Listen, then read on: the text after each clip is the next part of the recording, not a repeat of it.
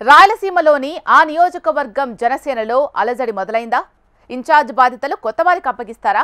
Party పునాదులు బలంగా వేస్తాం అంటున్న ఆ నాయకుడికే జనసేన బాధ్యతలు అప్పగిస్తారా? జనసేన చీఫ్ పవన్ కళ్యాణ్ మనసులో ఏముంది? జన సైనికులు ఏమంటున్నారు? వలస పక్షులను చేర్చుకుంటే పార్టీ బలోపేతం అవుతుందా? ఇంతకీ ఆ నియోజకవర్గం ఏంటి? జనసేన వైపు చూస్తున్న ఆ నాయకుడెవరు? Watch the special focus. రాజకీయ ఉద్దండులతో పాటు రాష్ట్రానికి ముఖ్యమంత్రుల్ని ప్రధానమంత్రుల్ని అందించిన జిల్లా ఉమ్మడి కర్నూలు జిల్లా.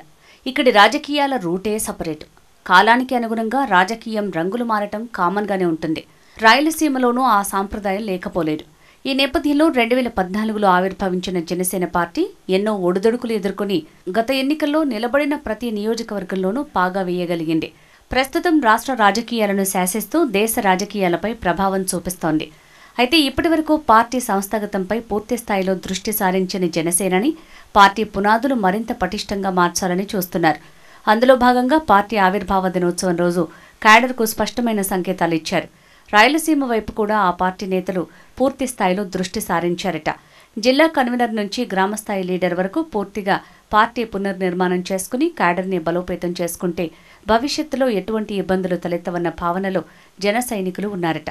ఈ నేపథ్యంలోనే నియోజకవర్గ ఇన్ఛార్జీల కోసం జల్లెడ పడుతున్నారట జనసేన నేతలు. కూటమి ప్రభుత్వంలో క్రియాశీల పాత్ర పోషిస్తున్న జనసేన పార్టీలో పదవులు పొందితే తమ పనులకు తిరిగే ఉండదన్న భావనలో పలువురు నేతలు ఉన్నారు. అందులో కర్నూలు జిల్లా ఆలూరు నియోజకవర్గ నేతలు కొందరు ముందు వరుసలో ఉన్నారట.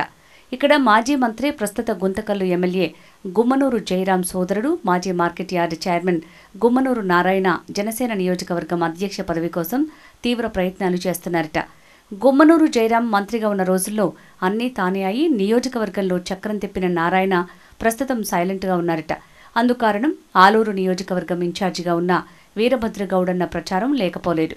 గుమ్మనూరు జయరాం గుంతకల్లులో ఎమ్మెల్యేగా గెలిస్తే నారాయణకు ఆలూరులో ఏం పని అన్న భావనతో ఆయనను పూర్తిగా పక్కన పెట్టారట. కేవలం పేరుకే టీడీపీ లీడర్గా ఉన్న ఆయనకు అటు ప్రభుత్వ కార్యక్రమానికి గాని ఇటు పార్టీ కార్యక్రమాలకు గాని ఆహ్వానాలే లేవట. ప్రభుత్వ అధికారులు పలకక, పార్టీలో ఎటువంటి పనులు జరక్క గుమ్మనూరు నారాయణ సతమతమవుతున్నారట. అన్న గుమ్మనూరు జయరాం గుంతకల్లుకే పరిమితమైతే గుమ్మనూరు నారాయణ సొంత గ్రామానికి పరిమితమయ్యారట.